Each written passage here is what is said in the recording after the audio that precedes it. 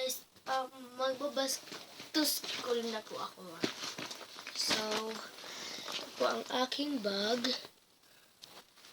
And so, hindi nyo po akalain kung ilang zipper to. Ang zipper nito ay 5.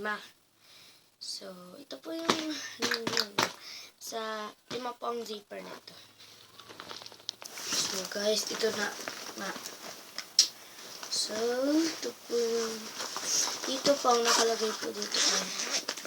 Wala po pala nakalagay dito kasi po dito ko pa ilalagay ang aking baon. So, dito naman po yung mga pencils, mga calculators, ganun. So,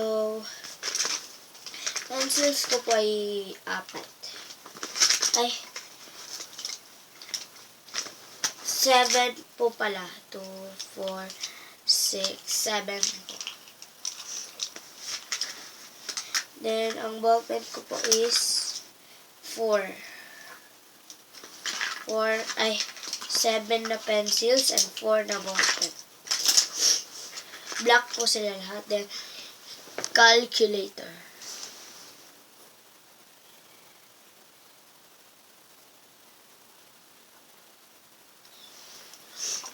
Ganda naman po siya. So, next is pang third na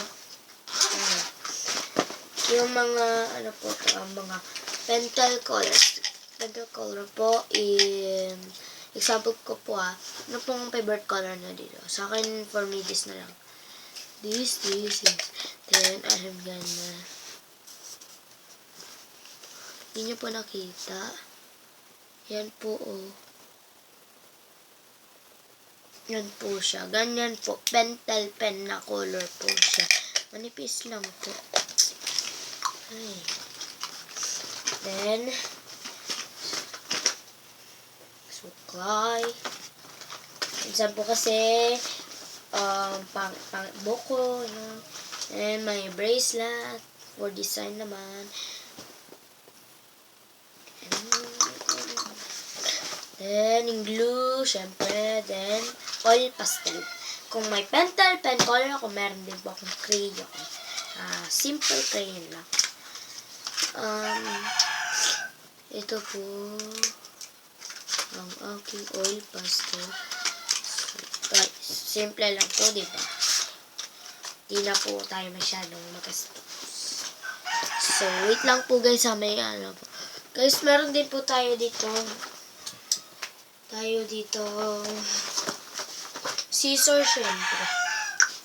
Laki po yung aking scissor.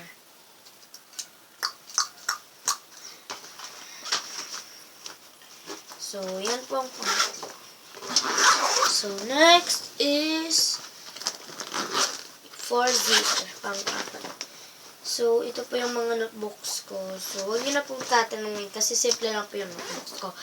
Then, grade 4 paper. Then, dito po sa pang-5 zipper is meron po tayo, oh my god, secret notebook. Brown. Well, dito sa pang-5, ilalagay ko din po yung aking mga libro. Baka po kasi may libro kami. Kung wala po, edi ganito lang po siya. Ganun. Bond paper. Ginawa ko po to para po sa aking ate. Dalawa po kasi sila. Pumunta po kasi sila sa France. Nakakamiss. So, yan.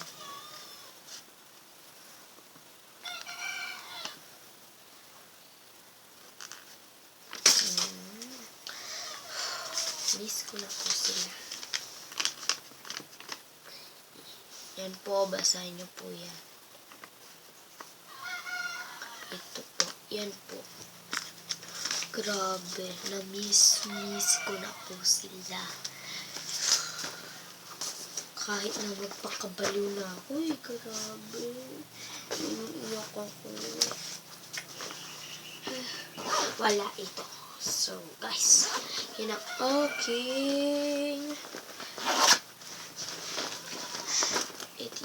aking back to school. My bag so big. So, guys, Yan na po ang aking back to school with me. So, bye!